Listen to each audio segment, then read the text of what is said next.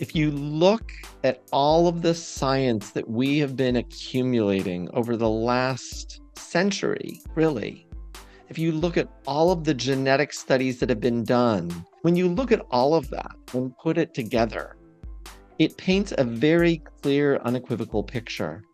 And that, the simplest way to put it, is that mental disorders are actually metabolic disorders affecting the brain. On this episode of the podcast, we talk to Dr. Chris Palmer. Dr. Palmer is a Harvard psychiatrist, researcher, and author of Brain Energy, where he unites our existing knowledge about mental illnesses within one single framework, that mental disorders are metabolic disorders of the brain. We hope you enjoy it. Creating some context or laying some context, are we really today more depressed and do we have more anxiety than in the past? Or could it be that this is more of a perception, that maybe in the past people already had these problems as much as we do today, but they just didn't have an outlet. They just went on with their lives and suffering in silence in a way. Whereas today we do have options for people that are suffering from this. So are we more depressed today than in the past, or is it a perception? It's a really important question and one that some experts debate about. I think some people do believe that maybe we're just recognizing depression, anxiety, and other mental illnesses more often because people are talking about it more. Celebrities are coming out, sharing their stories, and it's in the news more. But the reality is that the scientists who are studying these disorders and the prevalence of mental illness are pretty unequivocal that the rates are in fact going up. The rates of depression, just last year in the United States, reached an all-time ever recorded high, but they were even going up prior to the pandemic. So there's no doubt that the pandemic took a huge toll on people's mental health, but even before that, rates were going up. Rates of anxiety are up, especially in children and adolescents. Rates of ADHD are up. Rates of autism are up. They've quadrupled in the last 20 years in the United States. So it's curious that the rates of a wide range of mental disorders are all increasing at the same time. Historically, it's been said, the story that we have always heard is that all these mental health issues are rooted in some sort of genetic predisposition, maybe in combination with some chemical imbalance in the brain. I've always heard that story, and I'm sure there is something of that. But your work in brain energy in your book points in another direction, right? So, by the way, very thorough, this book. I loved it. It is And dense. available in Spanish. I know I ordered If it. I can get that. I have ordered 2 copies for two very close Awesome. people that in my life. They're on Awesome. the way, the Spanish copies. So in that book, you point in another direction, right? So what is this direction? So I want to start by saying, yes, mental illnesses do run in families. And so genetics and inheritance do play a role. But we have long known that genes themselves are not enough because people can inherit genes. You know, if it was purely genetic, people would have mental illness from infancy. They would have it right away and it would just last their whole life. And we know that that doesn't happen. And so even when people have a very strong family history of mental illness, some people can live the rest of their entire life without a mental illness. And other people can develop a mental illness and everybody in their family was fine and healthy and never had any mental illness. So we know that there's a lot more to it than genetics. And what I am arguing in brain energy is that if you look at all of the science that we have been accumulating over the last century, really. If you look at all of the genetic studies that have been done, where the scientists try to understand what exactly are these genes doing, when you look at all of the neuroimaging studies, the brain scans that we're doing on people, when you look at um, all of the, sometimes they take blood samples from people with mental illness and they look for abnormalities and they've found higher levels of inflammation and other kind of abnormalities in the blood of people. When you look at all of that and put it together, it paints a very clear, unequivocal picture. And that, the simplest way to put it, is that mental disorders are actually metabolic disorders affecting the brain. If that is the case, what is causing this? Is it the way we live? Is it our lifestyle? Is it the food? Is it that we are stressed, underslept?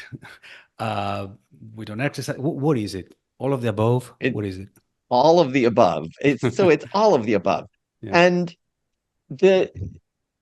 so absolutely genetics can play a role and family history can play a role, but so can your diet and sleep or a lack thereof, stress levels, trauma, childhood trauma in particular can play a huge role. And so a lot of people think, well, we already knew that. We already knew that childhood trauma plays a role. But guess what? So childhood trauma, if we just focus on that alone, that can increase your risk for every mental disorder listed in the Diagnostic and Statistical Manual. So if it happens at a really young age, it can actually cause neurodevelopmental disorders and contribute to things like ADHD or even autism. It can contribute to depression, anxiety, post-traumatic stress disorder, substance use disorders, personality disorders, but even things like bipolar disorder and schizophrenia. But guess what else childhood trauma puts you at increased risk for? It also puts you at risk for obesity and diabetes and cardiovascular disease, which we usually think of as metabolic disorders. And so we need to start integrating this science. We need to stop separating mental health and physical health, and we need to put it together because it does fit together. And do those lifestyle interventions that we were just talking about have a positive effect for people that might have had childhood trauma? Like the fact of managing that via lifestyle interventions, would that somehow help? Absolutely. So it's not that I want to throw away effective treatments. So trauma therapy can be highly effective for some people, and some people might really benefit from psychiatric medications for their trauma. But if we ignore the comprehensive picture, a lot of people unfortunately don't get better despite years or decades of trauma therapy. Other people try pill after pill after pill, and they still don't get better. And they want to get better. And so we need to think more comprehensively. And the reality is that, yes, sometimes, even if trauma was the root cause, sometimes helping people change their diets or exercise more or learn how to reduce their stress levels or prioritize sleep, sometimes helping people with those lifestyle interventions can make all of the difference in the world and can help people fully heal and recover. So you mentioned psychiatric medication. Do they work for everybody, or is there a component of placebo effect for other people? So what's your take on this? Do they work in general?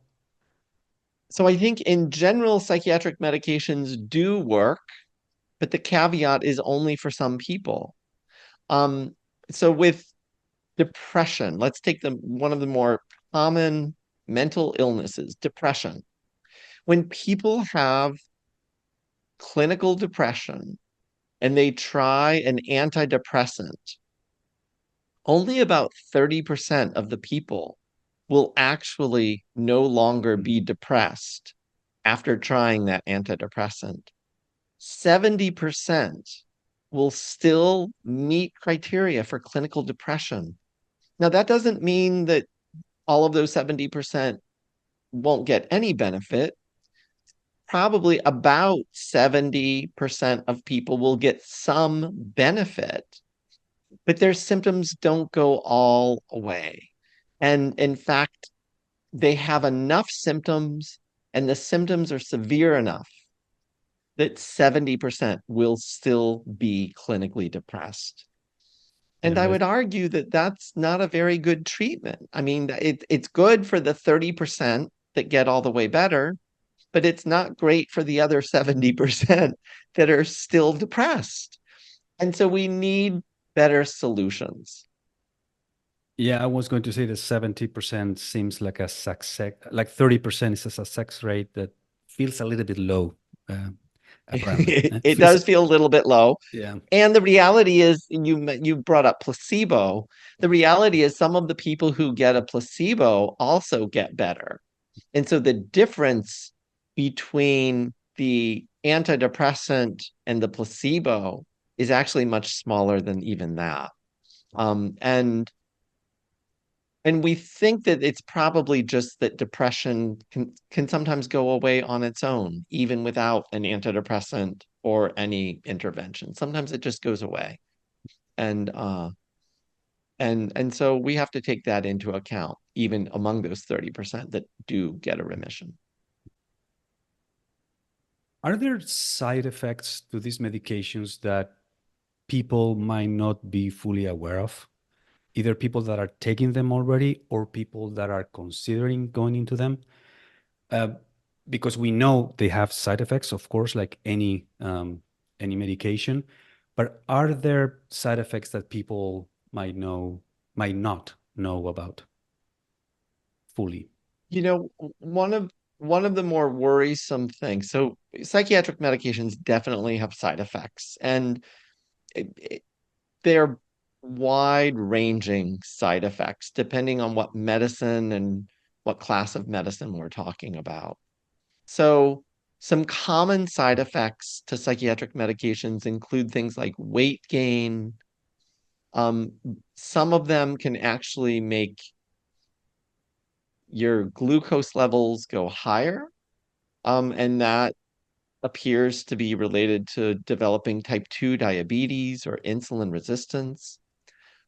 Some of them can actually make cholesterol levels and blood pressure worse so that people are at higher risk for cardiovascular disease. And but some of them work beautifully for people. There are people, I'm not anti-medication at all. There are definitely people who take psychiatric medications and they work wonderfully for them and people feel better. And some people will say, this medication saved my life, even, and they don't have side effects. So I'm not here to stand in the way of that. But when people are trying medication after medication and not getting better, yet they are developing all of these side effects, they're gaining more weight, they're developing diabetes, they're increasing their risk for cardiovascular disease, that obviously is not a good path. And I think we in the mental health field have new options now based on this theory. And instead of trying more and more medicines, we might instead think about changes in diet. We might think about exercise. We might think about de-prescribing medication, helping people very slowly and safely taper off of medicine to see if we can help people heal and recover. How did you come to the finding that the keto diet could be an alternative treatment for these conditions? How did you get there? I would assume it wasn't like an epiphany that you had one day. It's probably a longer story than that. It is a longer story than that. So it really started with my own personal story, actually. I uh I don't need to go into too much detail, but I'm happy to if you want to, if No, you of want to course. spend time doing that. Please But go as so much in so detail as you want. Or I when I was a kid, I had a mental illness, and it started with OCD. Mm, Um, it was never diagnosed or treated. Nobody knew what it was, but I was just different, and I knew I was different, but I didn't know why or what what was causing it. Um, when I was about 12, some really horrible things happened in my family.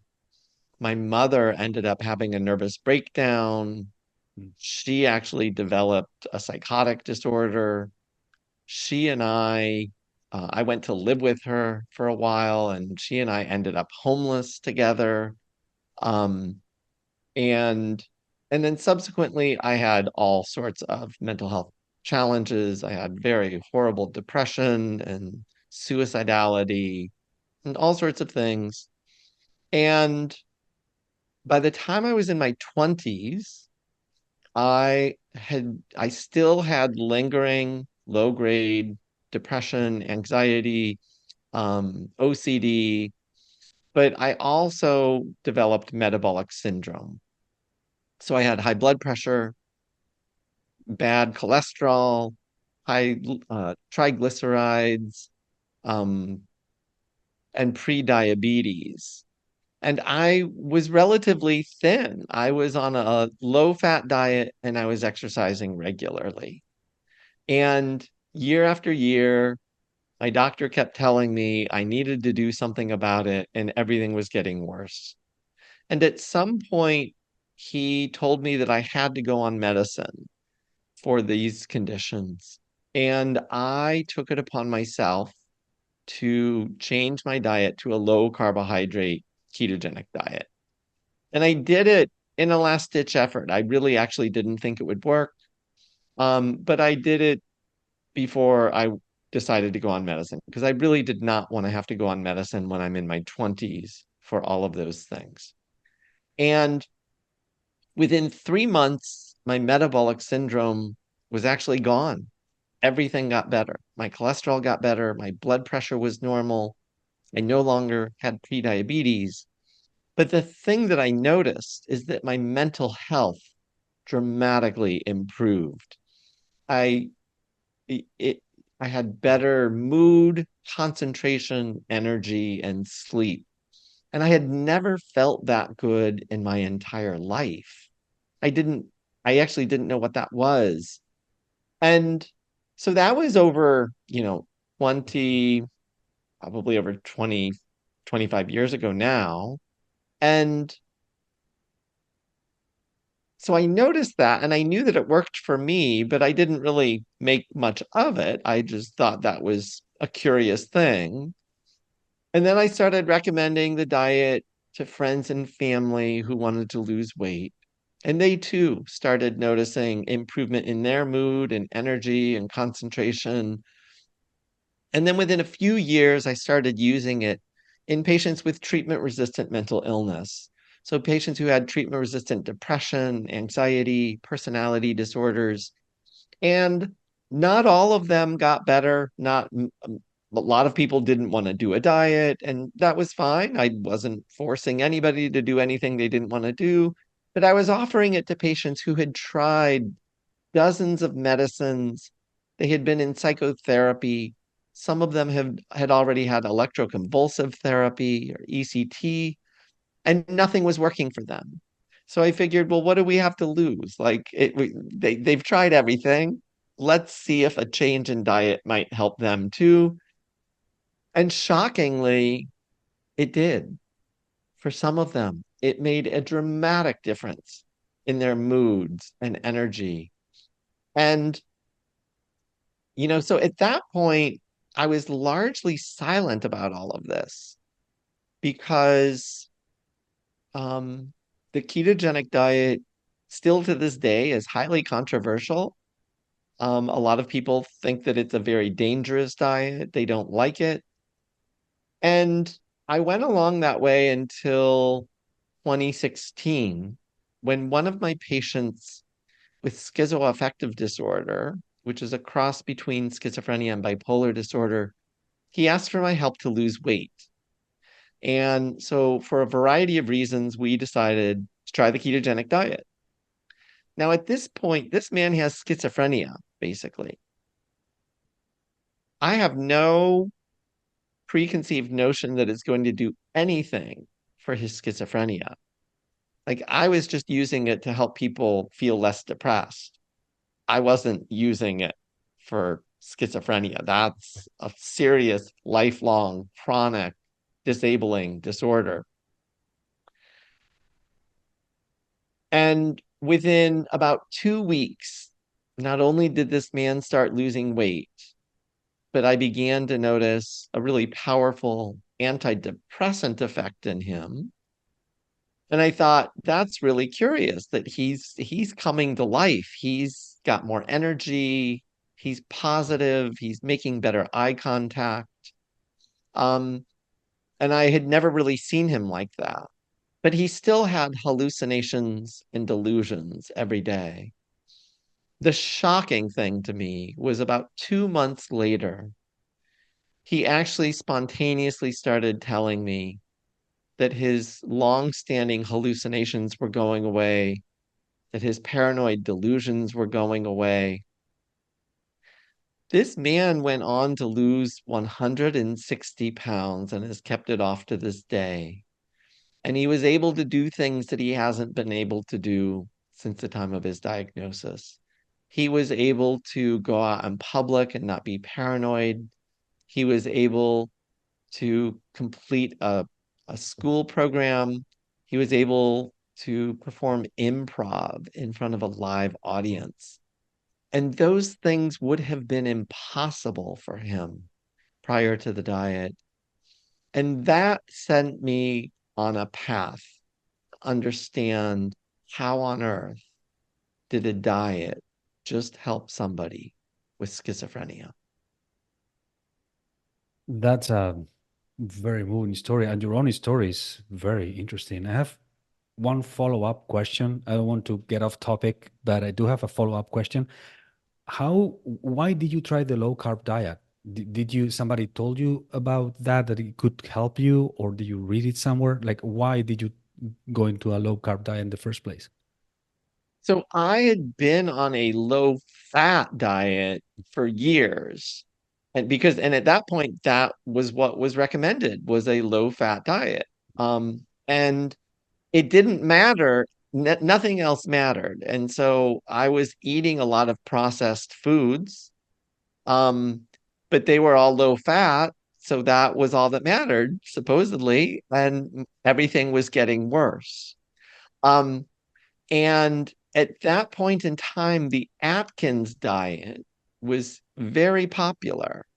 And I was actually really skeptical about the Atkins diet because I had learned in medical school, don't do that diet. That's a really dangerous diet. And yeah, it's nonsense and you'll die of a heart attack. Don't do it. And but nothing was working for me. I was doing everything right. I was on a very low fat diet. I was exercising regularly, and my blood pressure was just getting worse and worse. And I had heard from several friends and family members that the Atkins diet actually helped them reduce their cholesterol levels. It helped them get rid of diabetes. It helped them with all sorts of things like that. And it helped them lose weight pretty easily. And so, in a last ditch effort, I decided to give it a try. And that's why I tried it. So, coming back to the keto diet, then for someone who is hearing you say all this with your credentials and the whole story that you just shared, and it's maybe taking antidepressants now or not, but feels maybe episodes of anxiety. But let's take the case that someone that is actually in antidepressants is taking medication and wants to try the ketogenic diet. How should he or she go about that? So first and foremost, I want to say, please do not change psychiatric medications on your own. If you are taking medications and you are thinking about adjusting your medicines, changing the dose, or trying to go off of them, please work with your healthcare provider because it can be very dangerous to stop medicines on your own. For people who are already taking psychiatric medication, I actually would want them to work with their healthcare professional. I would want them to talk to their doctor or their psychotherapist, whoever they're working with for their mental health conditions. I would want them to work with those people and let them know that they might want to try a ketogenic diet to see if it might be helpful. Um, because there are some risks, and medications may need to be adjusted. And again, I want people to do that in a safe way. Let's get into the nitty gritty then of the diet and how to go about this. How deep in ketosis do we or does someone need to be in order for it to actually have an effect in the direction that we're talking about? Because getting to ketosis, especially in deep ketosis, nutritionally is not easy. Like I know in my own experience, I know it's just N of one, but in my own experience, getting to deep ketosis nutritionally is hard. It's harder than what people think. So I guess my question is, how deep into ketosis does someone need to get in order to get these benefits? So one thing that I'll say is that everybody's different. And I think you're right. It can be very difficult for some people to get into ketosis. Looking at you, I don't know you, but I'm going to guess that you are really lean and athletic. And therefore, you actually have a much harder time getting into deep ketosis than somebody who is really overweight or obese. Somebody who is overweight or obese, it's actually kind of easy for them to get into deep ketosis. And the reason is because they have so much fat on their body already. And so for them, really all they need to do is restrict carbohydrates usually. If they eat less than 20 grams of carbohydrates a day, they will probably be in a high level of ketosis. For people who are thin and athletic, the diet gets much more complex. They have to maybe limit the amount of protein that they're eating. They have to increase the amount of fat that they're eating, and it can get much more challenging and difficult. The good news is that for people with mild to moderate mental health conditions, so people with mild anxiety or depression, or even post-traumatic stress disorder, a lot of them don't need to be in a deep level of therapeutic ketosis in order to get a benefit. Many of them don't even need to be in ketosis to get a benefit. They might benefit by simply cleaning up their diet, getting rid of sugar and junk food. If they cut back on sugar and junk food, even like 4 or 5 days a week, so even if they have 1 or 2 cheat days where they allow themselves to eat whatever they want, many of them, simply by reducing the amount of junk food and sugar in their diet, will get a dramatic benefit in their mood, energy, concentration, and sleep. But for people who have moderate to more serious mental health conditions like chronic depression or severe PTSD or bipolar disorder or schizophrenia, they often do need a higher level of ketosis. And we have some research already in clinical trials of bipolar disorder, for instance, that strongly suggests the higher the level of ketosis, the greater the therapeutic benefit. So it reduced their depression more, it reduced anxiety more, the greater the ketosis. And so those people, again, I would want them to work with a healthcare professional because they have a serious mental health condition and they shouldn't have to do this on their own. They should be able to get help. Um, but again, it will depend on that person because if that person is obese, it will actually be pretty easy for them to get into ketosis. If they can reduce their carbohydrates to less than 20 grams a day, they will likely be at a high level of ketosis. If it's somebody who is thinner and more athletic like you, it's going to be more challenging. Um, I actually had a note here to ask you about how effective the low carb diet would be, but you already responded to that because my question was whether this was a binary situation in which it's either or if it's like a scale, and it is a scale. You just clear that out for me. Absolutely. Yeah. Absolutely. I think it's just really important to point that out to people Hmm. that if they try one change in their diet, let's say they cut back on junk food, if that doesn't work for you, please don't give up. Please don't think that, oh, no diet's going to work for me or no change in what I eat is going to work for me, because there are many options. There are many options worth trying. And again, if people are working with a healthcare professional, you can actually get really sophisticated and they could be measuring your glucose levels with you. You might be looking at insulin levels. You might be looking at the level of inflammation in your blood. Um, and all of those can play a role in your brain health. And that means all of those can play a role in your mental health. And so figuring out what works for you is really the key. And obviously, you want the easiest diet that you can do, or the easiest changes, or the least amount of changes to your diet necessary in order to get the benefits. And so there are lots of opportunities and lots of options. What about fasting? I wasn't planning on asking you about fasting, but I think it relates to all this in a way, right? So obviously it's not a strategy for the long term because you can't fast forever. But do you use, or the professionals you work with, do they use fasting like to kick off the process maybe, and then that would lead into an improvement that then could be follow up by a diet strategy? Like, so is fasting an option? So fasting is definitely an option for some people, but not for everyone. The people that I would not recommend fasting for are people who are underweight. So people with eating disorders, people who have had severe depression and lost a lot of weight.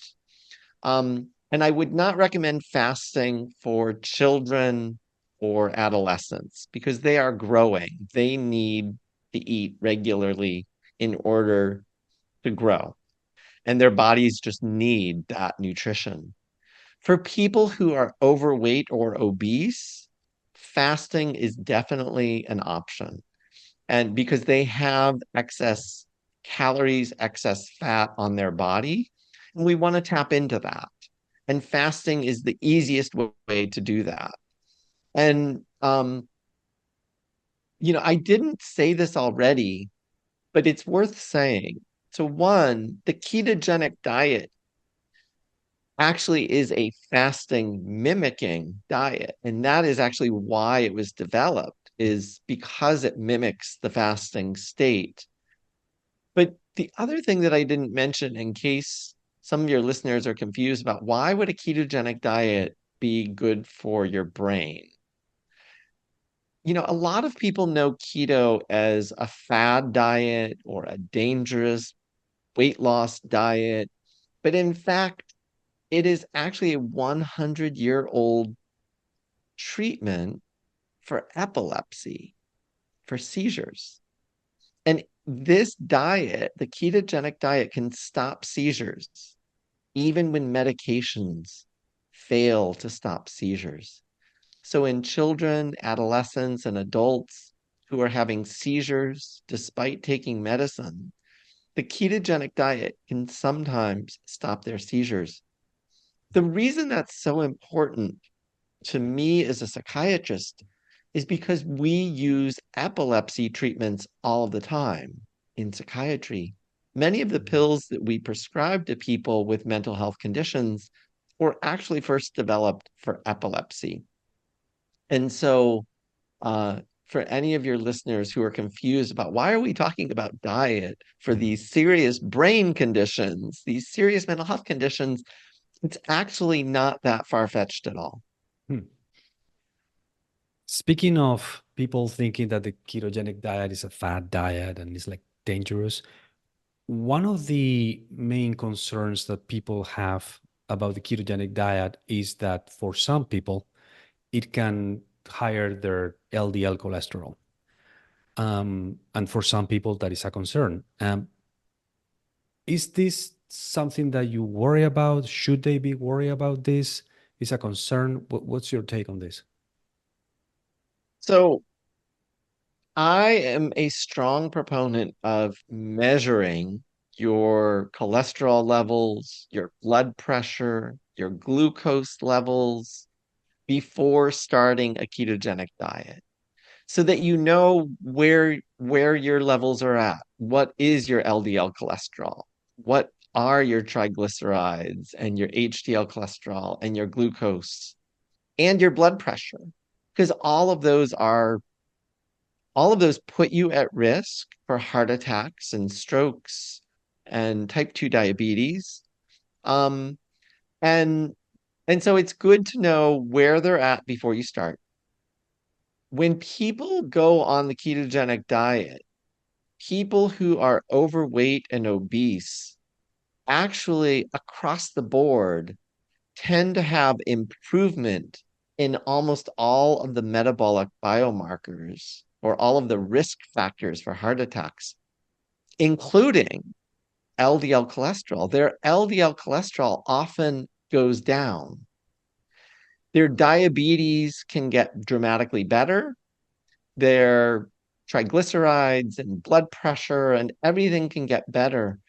And so when we've looked at, there have been dozens of studies looking at the ketogenic diet for weight loss and for type 2 diabetes. And overall, those studies do show that the risk factors for heart attacks actually improve when people are on a ketogenic diet.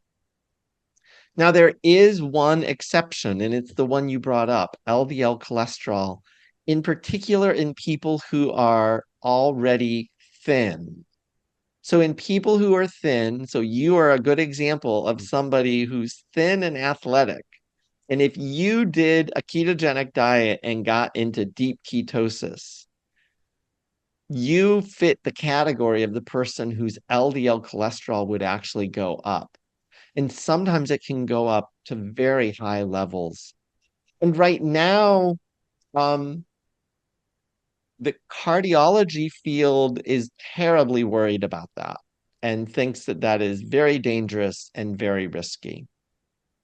But there are some studies by a leading cardiologist here in the United States at UCLA who's studying these people who are thin and on a ketogenic diet and have very, very high LDL cholesterol. He's actually studying whether they are developing atherosclerosis, which is kind of hardening of the arteries or clogging of your arteries. And they just completed a 1-year study recently in which he followed these people for 1 year or more. And these people have ridiculously high LDL cholesterol levels. And after 1 year, they showed no signs of developing atherosclerosis. They didn't see anything. And he anticipated, based on how high their LDL cholesterol was, that he should have seen their arteries getting clogged, and they weren't. And so there's research underway now to try to understand that. But right now it's early. We don't know. And so I would say if somebody is on a ketogenic diet and has very high LDL cholesterol, the safest thing I can say is to work with your healthcare professional to figure out the best strategy for you. This is quite paradigm shift. And what you are doing is in a way, well, this is a new way to see at things that how we've seen it over the past 30 years. So I could imagine that you must be having some sort of pushback against it. It's only normal that humans, whenever there's a change in the way we go about things, there is always resistance to change, right? So, for example, when it was first linked, the relationship between what we eat and our cardiovascular diseases, like people thought that was crazy. Like, what do you mean that what I eat affects my heart? And now, of course, that's a common practice to focus on nutrition when you have a cardiovascular problem. So are you suffering some sort of pushback, resistance to the implementation of this therapeutical use of the ketogenic diet for depression? When people just hear that Chris Palmer is using the ketogenic diet to treat mental illness, yes, people are highly skeptical. And I welcome that skepticism. That's fine. They should be skeptical if that's all that they hear. But for people who have listened to more nuanced conversations like you and I are having right now, for people who read the book that I've written, Brain Energy, or for people who read the scientific publications that I've published in peer-reviewed academic journals, they actually increasingly are realizing that this may in fact be a significant advance. And so we have somewhere between 12 to 15 clinical trials of the ketogenic diet for mental illness underway around the world right now. I happen to work at McLean Hospital and Harvard Medical School, and we are currently ranked #1 in the United States for psychiatry. And I don't say that to brag, but I say it because we are starting research trials of the ketogenic diet for serious mental illness. And we are starting an entirely new program on this intersection between metabolism and mental health. And just 2 days ago, I had the privilege of participating in an academic webinar sponsored by the European College of Neuropsychopharmacology with leading scientists and psychiatrists, all focused on this topic of metabolism and mitochondria and mental health. And so I think that there is extraordinary enthusiasm in the mental health field among researchers in particular, because the researchers get it.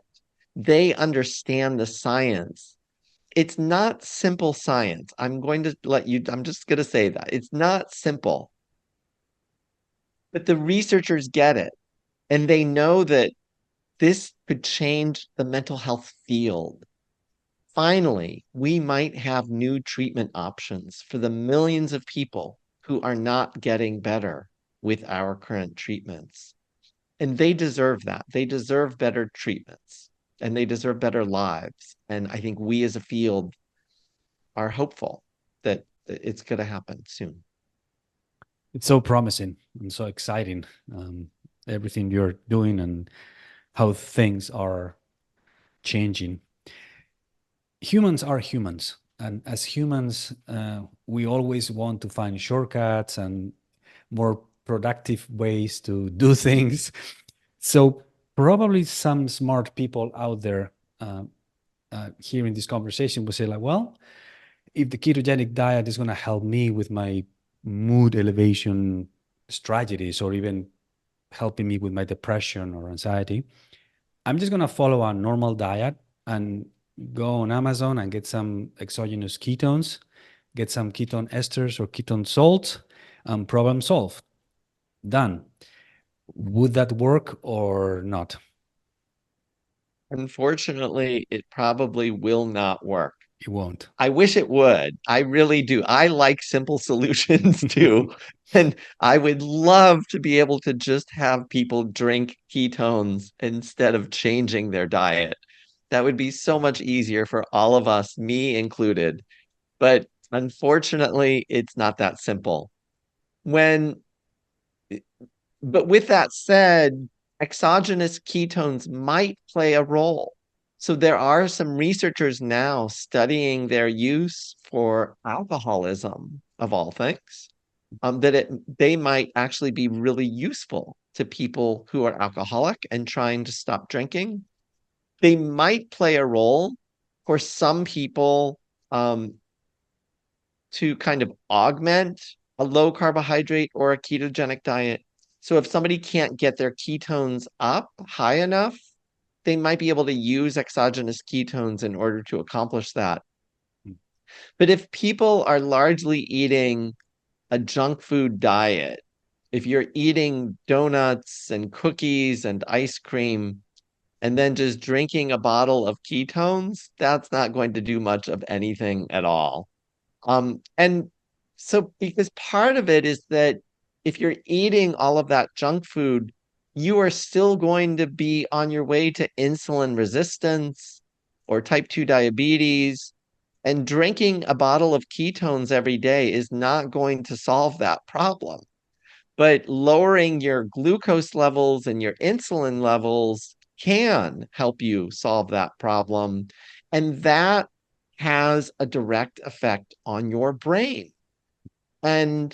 And that's the thing, is that what we eat does impact our brain. It would be like, could you prevent a heart attack by drinking a bottle of ketones every day? Everybody knows, no, you can't do that. Um, can you still smoke cigarettes every day and just drink ketone? No, you can't do that. Like, you still have to follow a good, sensible, healthy lifestyle in order to get the benefits. I was just trying to anticipate a course of action that many people will follow by connecting the dots, Absolutely. and who knows. What subset of people with mental health issues, Chris, would benefit the most from going into a ketogenic diet? I mean, because this is a wide range of different problems that people might have. So which are the group of people that are statistically or potentially more likely to benefit from this? The real answer is we don't have enough information yet for me to be able to answer that in a scientific way. I can tell you that there are researchers studying this diet for Alzheimer's disease. We've got trials for depression, for post-traumatic stress disorder, for alcoholism. But most of the studies, most of the research is actually focused on two mental health conditions, and those are bipolar disorder and schizophrenia. And I'm not convinced that that's because the ketogenic diet will be most effective for those people compared to people with depression or alcoholism. But I think it's because our current treatments are just not very good for schizophrenia and bipolar disorder. And people with those diagnoses are often disabled by their illness. Their lives can be ruined by those illnesses. Even when they take their pills every day, their lives can be ruined. And the mental health field has been desperate to find better answers. And the reality is that the ketogenic diet appears to be a very powerful treatment for some people with bipolar disorder and schizophrenia. So I think the researchers are most just fascinated by that, and they desperately want better treatments for those people. Someday we may realize, though, that just going on a no junk food diet, simply getting rid of processed junk food, might be the optimal diet for people with depression and anxiety. And we might call that the Mediterranean diet. We might call it a paleo diet or whatever. There are lots of versions. And for people who are vegan or vegetarian, I didn't say this already, but you can actually do a vegan or vegetarian ketogenic diet. So you can eat only fruits and vegetables, but maybe people will go on a whole food plant-based diet, and that will work well for them. And the reality is I really welcome more research. I'm excited about getting more research so that we can answer those questions and so that we can give people better advice about here's what will work for you, or here are the diets that we think you should try. You mentioned Alzheimer's disease. That's one of the diseases that people fear the most. People are very afraid of that. So could the ketogenic diet be a good option also for these patients, or even for people that might have that running in the family and they're very afraid of developing it? So could it be useful to follow a ketogenic diet for those people too? It might be. So we have some early clinical trials. There are small pilot trials, but one of them, I think, was about 26 patients maybe. And they had the patients follow a low-fat diet for 12 weeks and a ketogenic diet for 12 weeks. And everybody got both diets. And they did them in different orders. And when the patients, and these are patients who have Alzheimer's disease, when the patients were on the ketogenic diet, they actually had improvement in their activities of daily living and improvement in their quality of life. And those were both statistically significant. They also did have improvement in their cognition, their memory, but that did not reach, it wasn't big enough to reach statistical significance. So there are larger trials underway now of the ketogenic diet for Alzheimer's disease. But I will take a step back and think like, well, why would that even work? And we know that some of the biggest risk factors for Alzheimer's disease are actually having type 2 diabetes or being overweight in midlife, having obesity in midlife, or having higher risk for cardiovascular disease. That all of those things put people at increased risk for Alzheimer's disease. And we know from numerous randomized controlled trials the ketogenic diet can actually help people lose weight. It can help improve type 2 diabetes and lower insulin levels and lower glucose levels. And it can improve cardiovascular risk factors. So we have lots of evidence to call upon to understand that for some people, the ketogenic diet or even just a low carbohydrate diet may actually play a very powerful role in helping to prevent Alzheimer's disease. I think I'm going to go with the last question. I want to be respectful of your time. On the Huberman Lab podcast, you with Andrew, you at some point you were talking about how in the 70s and 80s there in the US, like people were already eating junk food in those decades. It was something that surprised me when I hear that, because I don't think that is the case here in Europe. I mean, for sure, not in Spain. But then it got me thinking, well, if in the US people were already eating high amounts of junk food 50, 40 years ago, why is it that the obesity epidemic is skyrocketing only the last 20 years? Like it doesn't add up. So is it a theory as for why that is happening then? If there is, I don't know. Yeah, that is one of the most important questions of our generation, Hmm. is why. And many researchers are studying that question to try to understand. The reality is,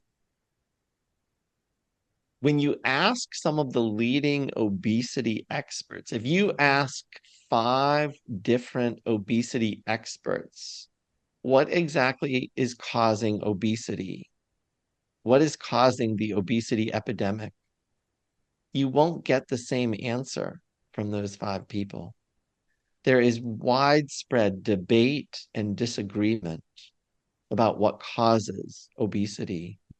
And some researchers recently are coming out and saying that they believe obesity is primarily a brain disorder. It is a disorder of the parts of our brain that control metabolism and the parts of our brain that control whether we feel hungry or full.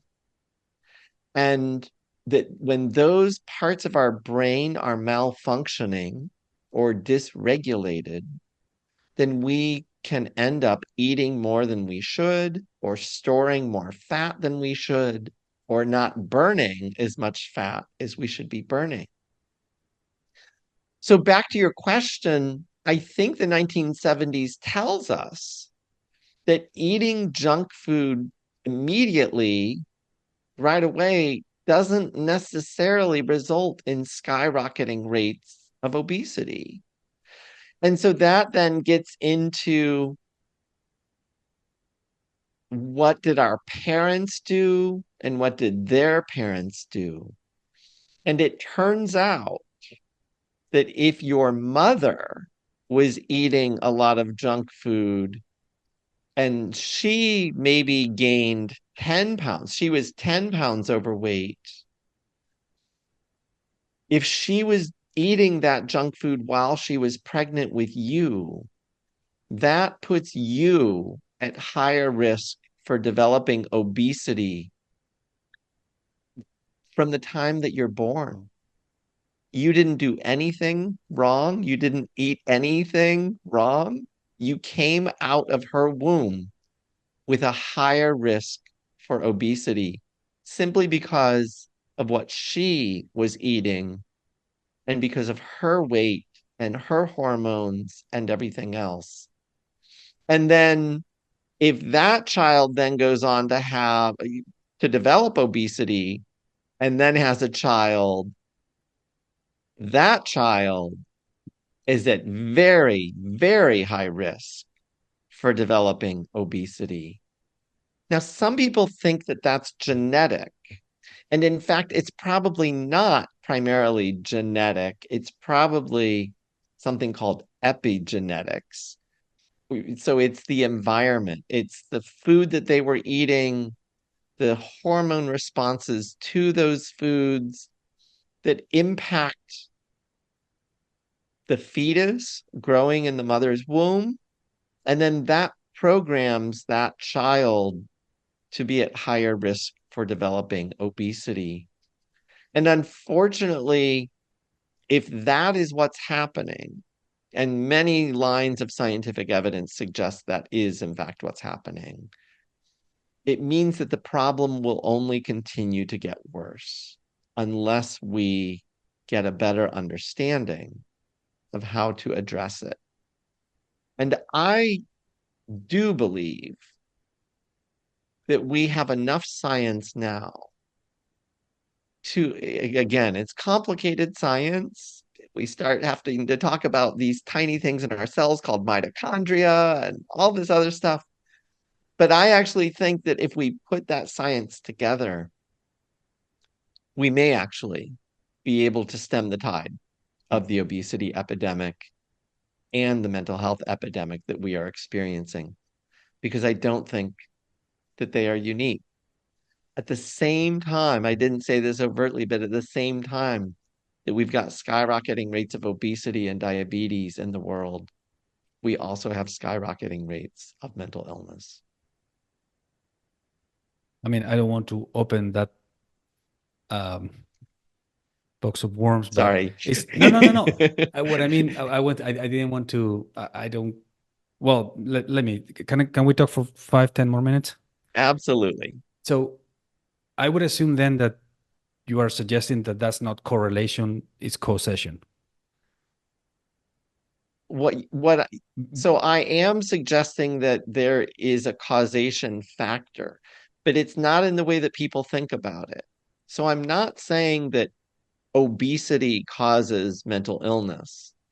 And I'm also not saying that mental illness causes obesity.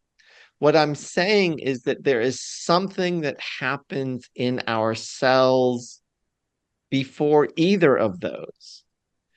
Metabolic dysfunction in our cells.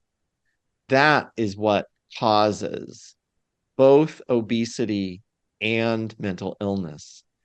And it can come out in different ways in different people. So not everybody who has metabolic dysfunction will become obese, and not everybody who has metabolic dysfunction will develop a mental illness, but they are at higher risk of developing both. And some people, depending on your genetics and epigenetics and your environment and your childhood traumas and all of that, some people will go in the direction of developing a mental illness first, and other people will go in the direction of developing obesity first. But both groups are at higher risk of then subsequently developing the other. So we have a large population study that people with obesity are in fact at higher risk of developing a wide range of mental illnesses, not just depression from fat shaming. It's depression, anxiety, it's eating disorders, some substance use disorders, but even bipolar disorder and schizophrenia. They are at higher risk. Obese people are at higher risk of developing all of those things, and Alzheimer's disease when they get older. But people with mental illness are also at higher risk of developing obesity, even if they start out thin. So they could be thin and have a mental illness first. That will then put them at higher risk for developing obesity and Alzheimer's disease, unfortunately. So I do think that there are some common pathways that we can look at. And again, although it can get complicated, understanding these complicated pathways offers hope. It offers hope to help people recover, to help prevent these things from happening, to help improve our human health. Well, I hope we can change the direction of the tide with work like yours, brain energy. Dr. Palmer, it's been a pleasure to have you on. I really enjoyed this conversation with you. I've learned a lot, even though the book is, as I said, is very thorough. I'm recommending, in Spanish, is Energía Cerebral to all of my friends. They are very excited that I was going to talk to you. And where people can find more about you, or other than your book, is it a place where people can find more about your work, or? They can, so I have a website. I actually have two websites, brainenergy.com. And there you can actually see lots of podcasts and media interviews. Many of them are free. You can take a self-assessment to just get a sense for your metabolic and mental health. And all those resources are free. You can sign up for our newsletter there. Or I have another website, chrispalmermd.com. And you can learn more about my research work and my academic work there. Great. We'll put it in the show notes and in the description in the YouTube version of this interview. Thanks again for everything you're doing, first of all, even before spending an hour with me. But also especially thank you for all your work. Everything you're doing, I think, is very necessary. And I think we can stop the snowball effect of this whole thing that we were closing with. I hope we can too.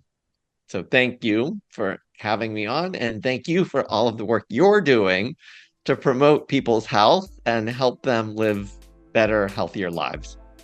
We try. Thank you very much, Chris. All right, thanks.